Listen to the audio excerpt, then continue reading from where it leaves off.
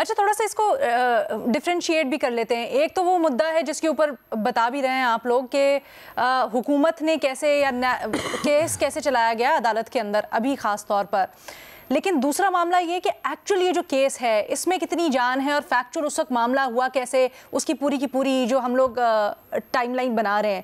ریما, ان دونوں چیزوں کو ہمارے لیے الگ الگ بھی کیجیے گا, اور بھٹی صاحب جو بات کر رہے ہیں وہیں سے شروع کرتے ہیں. انہوں نے کہا کہ جب کوئی ذاتی فائدے کی بات ہی نہیں ہے تو پھر کیس بنتا ہی نہیں ہے. فیکچولی یہ کہنا غلط ہے کہ خان صاحب نے کچھ کرپشن کی ہے. جی شکریہ لینا.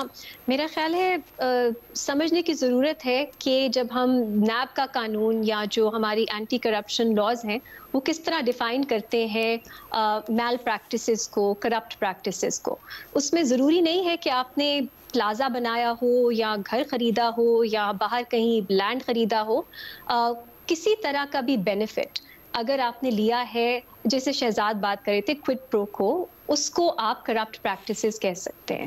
تو یہ موقف پی ٹی آئی کا کہ کیونکہ انہوں نے گھر نہیں بنایا یا ان کے بینک میں پیسے نہیں گئے, یہ میرے لیے کنونسنگ نہیں ہے. بہت سے مختلف طریقے ہوتے ہیں جس سے آپ فائدہ اٹھا سکتے ہیں, آپ ریلیشن شپس بنا سکتے ہیں, آپ کوئی بھی بینیفٹ جو ہے وہ لے سکتے ہیں. تو پہلی بات تو یہ, اور ہمارا قانون بھی یہی کہتا ہے. پہلی بات یہ.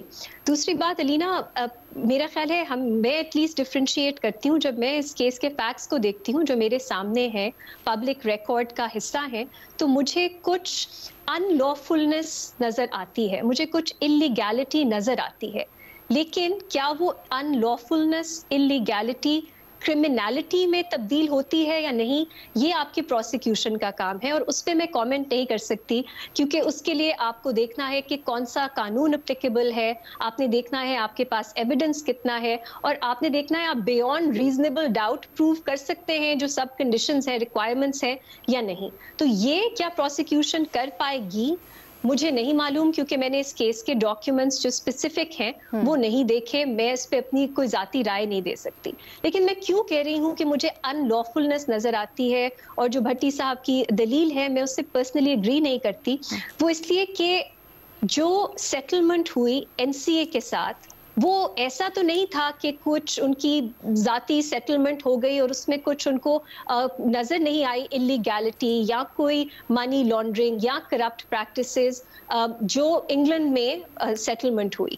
یہ کہنا کہ واپس پیسے پراپرٹی ٹائکون کو مل گئے اور انہوں نے واپس بھیج دیے اپنی لائبلٹی آف سیٹ کرنے کے لیے, یہ سینس نہیں بناتی بات, کیونکہ جب این سی اے کے ساتھ سیٹلمنٹ ہوئی اس میں کچھ نہ کچھ بلیک منی کا یا کچھ نہ کچھ کرپٹ پریکٹسز کا, کچھ نہ کچھ منی لانڈرنگ کا ضرور کچھ ایلیمنٹ ہوگا.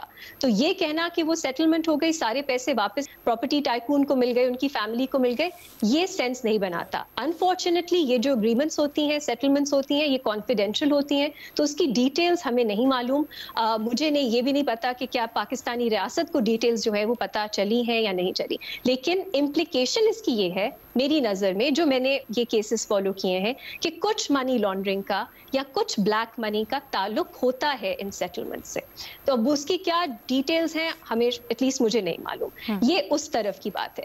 دوسرا, سپریم کورٹ کو یہ پیسے جانا, اب آپ کو یاد ہوگا 2019 کا کیس ہے جس میں ملیٹ ڈیولپمنٹ اتھارٹی اور سندھ حکومت کے ساتھ سپریم کورٹ نے آرڈر دیا تھا, ایک کنسنٹ آرڈر تھا جس پہ سب پارٹیز اگریڈ تھیں کہ کچھ پیسے جو ہیں وہ واپس دینے ہیں, وہ او کرتے ہیں. میرے خیال 35 بلین روپیز کے قریب وہ اماؤنٹ تھی, وہ او کرتے ہیں.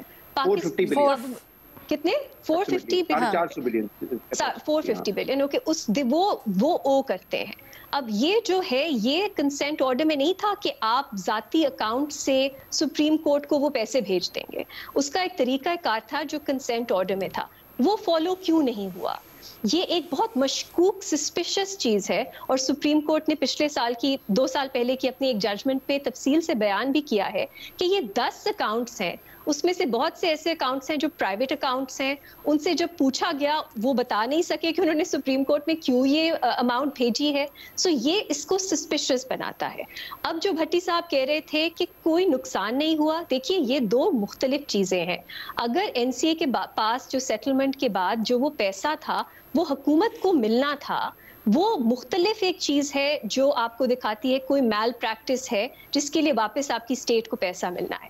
جو سپریم کورٹ کے آرڈر کے بعد سندھ حکومت اور ملی ڈیولپمنٹ اتھارٹی کا معاملہ تھا وہ ایک مختلف کیس تھا. اب اس میں آپ ایک اپنی لائبلٹی کو سیٹل کرنے کے لیے دوسری جو لائبلٹی ہے اس کو کیسے استعمال کر سکتے ہیں اس پیسے کو. اس لیے سپریم کورٹ نے بھی اپنے فیصلے میں یہ کہا کہ یہ ایسا ہے جیسا لگ رہا ہے کہ کیا انہوں نے کہا تھا رابنگ پیٹر ٹو پے پال, کہ آپ ایک سے پیسہ لے کے دوسرے کو دے دیں جبکہ دونوں بھی مطلب آپ یہ نہیں کر سکتے, رائٹ. سو یہ یہاں پہ ایک پرابلم ہے. اور جو سپریم کورٹ کے آرڈر میں اس میں ڈیٹیل میں بات کی گئی ہے کہ یہ پرائیویٹ اکاؤنٹ سے پیسے سپریم کورٹ میں کیسے گئے, جبکہ اس کنسینٹ آرڈر میں ایسا کچھ نہیں تھا کہ یہ پیسہ ڈائریکٹلی سپریم کورٹ کے پاس جائے گا. اب اس میں عمران خان صاحب اور جب وہاں پہ جب یہ پوری سچویشن چل رہی تھی اس میں جو سیکریسی تھی, لیک آف ٹرانسپیرنسی تھی, وہ بھی ہمارے سامنے ہے کہ یہ فیصلہ کیسے کیا گیا. عمران خان صاحب کی حکومت کا, ان کا شہزاد اکبر صاحب کا اس سب میں کیا رول تھا, یہ ان سب ٹرانزیکشنز کو, ان معاملات کو سسپیشس بناتا ہے.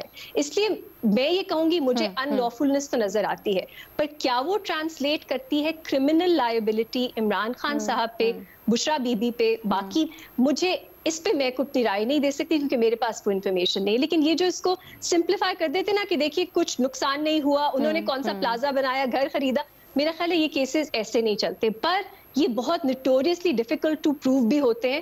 تو ایویڈنس کتنا ہے, پروسیکیوشن کا کیس کتنا مضبوط ہے, لیٹس سی جب ججمنٹ آئے گی تو اس کو پڑھ کے بات کیس. اور اس میں کیا پروسیکیوشن نے ڈاکیومنٹس بھی پیش کیے ہیں اور ان کا مدعا بھی کیا رہا ہے, شہزاد نے ہمیں کچھ انسائٹ دی ہے.